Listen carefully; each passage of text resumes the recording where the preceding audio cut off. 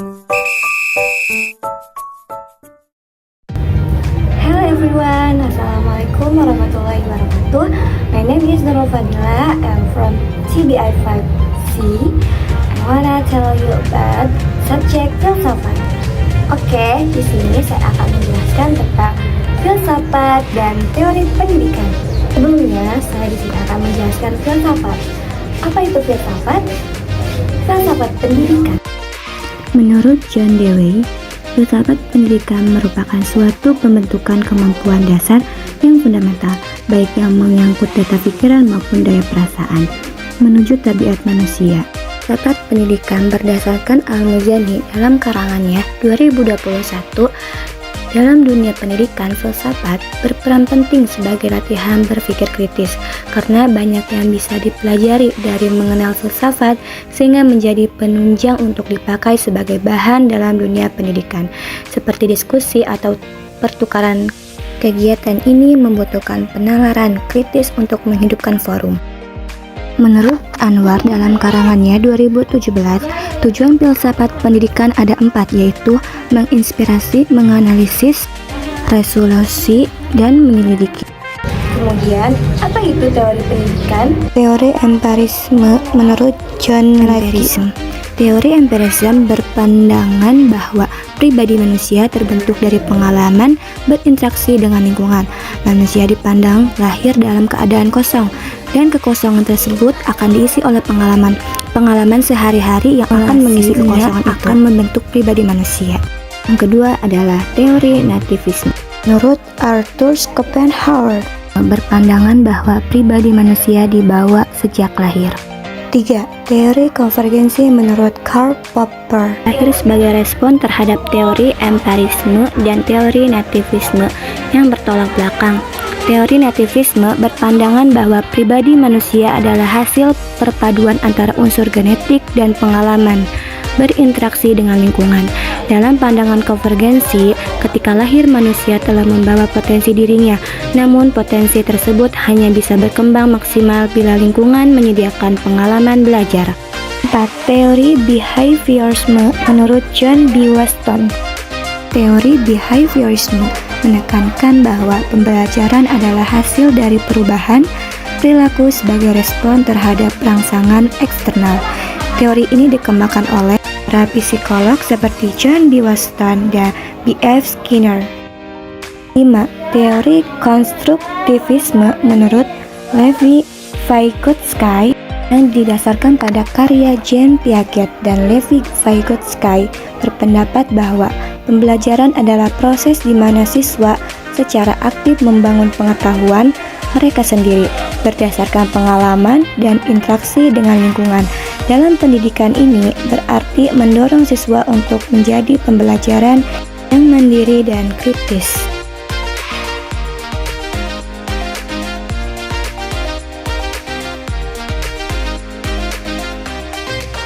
Kemudian yang keenam, teori pembelajaran sosial menurut Albert Bandura. Yang terakhir adalah teori humanisme. Charles Rogers dan Abraham Maslow adalah dua tokoh utama dalam pengembangan pendekatan humanistik. Humanisme dalam pendidikan menekankan pentingnya pertumbuhan pribadi dan pengembangan potensi individu secara menyeluruh.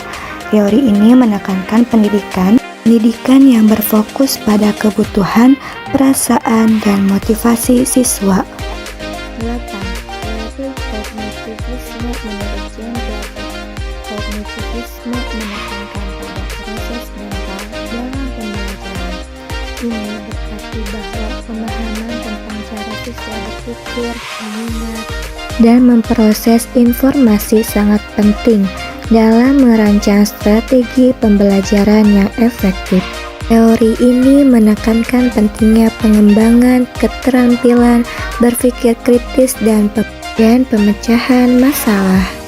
Selanjutnya, teori kecerdasan majmuk yang dikembangkan oleh Howard Gardner yang menyatakan bahwa kecerdasan bukanlah satu kemampuan tunggal, melainkan berdiri dari berbagai kemampuan yang berbeda, seperti kecerdasan linguistik, logika matematis, musikal, dan lain-lainnya. Dalam pendidikan ini berarti pengajaran harus disesuaikan untuk memenuhi kebutuhan kecerdasan yang berbeda-beda dari setiap siswa. Baik, selanjutnya saya di sini akan menjelaskan tentang ruang lingkup filsafat pendidikan. Ruang lingkup filsafat pendidikan adalah segala aspek yang berkaitan dengan upaya manusia untuk memahami hakikat pendidikan itu sendiri, yang berkaitan dengan bagaimana menyelenggarakan pendidikan yang baik dan bagaimana tujuan pendidikan yang diupayakan dapat dicapai. Kemudian, menurut Amka dalam bukunya Filsafat Pendidikan menjelaskan sistematika filsafat pendidikan sebagai berikut. Pertama, ontologi filsafat pendidikan. Yang kedua, epistemologi filsafat pendidikan. Dan yang ketiga, aksiologi filsafat pendidikan. Dan di sini saya akan menjelaskan ontologi filsafat pendidikan terlebih dahulu. Ontologi adalah bagian filsafat yang paling umum atau merupakan bagian dari metafisika. Dan metafisika merupakan salah satu bab dari filsafat. Objek ontologi adalah ada tidak terkait pada suatu perwujudan tertentu. Ontologi juga membahas tentang yang ada secara universal, itu berusaha mencari inti yang dimuat setiap kenyataan dan meliputi segala realitas dalam sebuah bentuknya. Kemudian yang kedua, epistemologi filsafat pendidikan. Terjadi perdebatan filosofis yang sengit di sekitar pengetahuan manusia yang menduduki pusat permasalahan di dalam filsafat, terutama filsafat modern. Pengetahuan manusia adalah titik tolak kemajuan filsafat untuk membina filsafat yang kukuh tentang semesta atau universe dan dunia. Kemudian yang ketiga, aksiologi filsafat pendidikan. Ilmu selalu merupakan berkat dan penyemangat bagi manusia, seperti mempelajari atom, kita bisa mengatakan wujud tersebut sebagai sumber energi bagi keselamatan manusia. Tapi tidak lain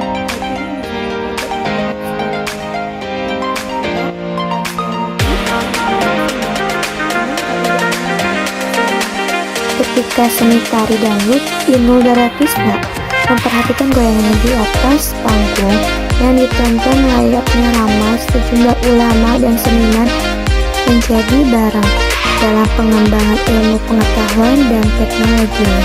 Nah, berikut tadi penjelasan tentang sistematik filsafat menurut Amka dalam bukunya.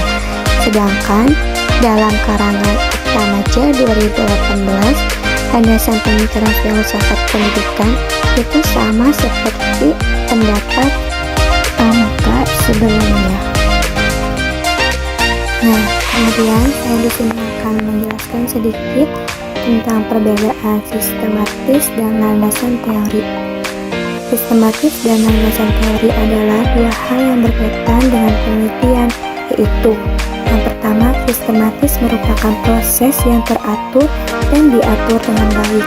Sistematis merupakan salah satu syarat penting dalam penelitian dan sering digunakan dalam pembuatan laporan penelitian atau karangan ilmiah lainnya. Sedangkan landasan teori merupakan konsep yang sistematis dan tertata rapi yang berisi definisi dan posisi tentang variabel-variabel dalam penelitian. Landasan teori merupakan landasan yang kuat dalam penelitian yang akan dilakukan. Jadi, landasan teori dan sistematik digunakan dalam sebuah penelitian. Nah, keduanya sama-sama saja, hanya ada perbedaan sedikit dalam proses penelitiannya. Kemudian, saya akan menjelaskan tentang teori filsafat pendidikan Islam. Dalam masyarakat Islam, pendidikan Islam itu merupakan ajaran-ajaran berdasar pada wahyu yang juga menjadi dasar dari pemikiran filsafat pembelajaran Islam. Hal ini menunjukkan falsafah pendidikan Islam yang berisi teori umum mengenai pendidikan Islam, dibina atas dasar konsep ajaran Islam yang termuat dalam Al-Quran dan hadis.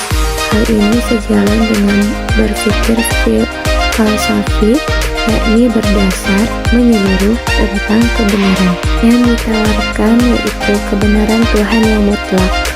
Dapat disimpulkan sedikit dari penerangan tadi bahwa teori filsafat pendidikan Islam itu berdasarkan Al-Quran dan hadis yang mana telah ditentukan oleh wahyu.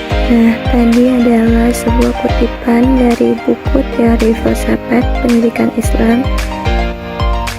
Dan tujuan pendidikan Islam yang paling utama adalah untuk meningkatkan ketaatan kepada Allah Subhanahu wa Ta'ala sesuai dengan fitrahnya manusia.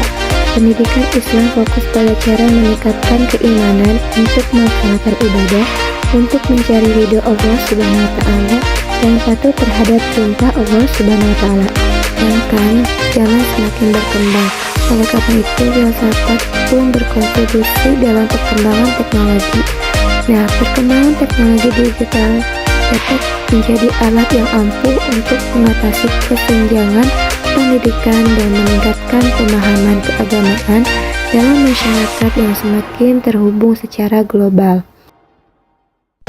Kemudian, menurut Imam Ghazali, tujuan pendidikan Islam adalah seorang tokoh Islam di bidang tasawuf dan akhlak menimbulkan terhadap dua aspek tujuan dari pendidikan Islam, yaitu pertama adalah aspek insani yang semata-mata hanya mendekatkan diri kepada Allah dan menjaga ibadah kepadanya. Kedua ialah aspek jasmani, perbuatan-perbuatan yang dilakukan bernilai ibadah dan berakhir pada kebahagiaan dunia dan akhirat.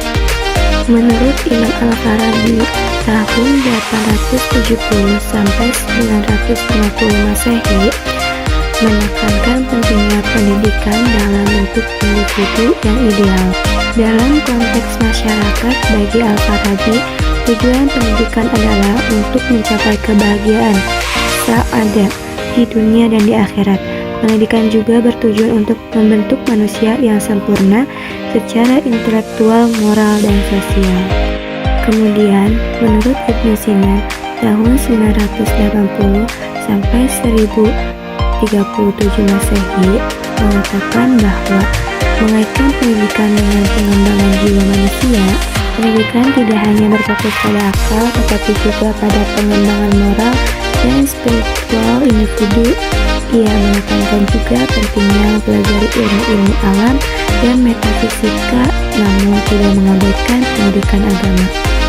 Kemudian, menurut Ibnu Khaldun, tahun 1332 sampai 1406 Masehi mengatakan bahwa Ibnu Khaldun melihat pendidikan sebagai bagian integral dari kehidupan sosial manusia.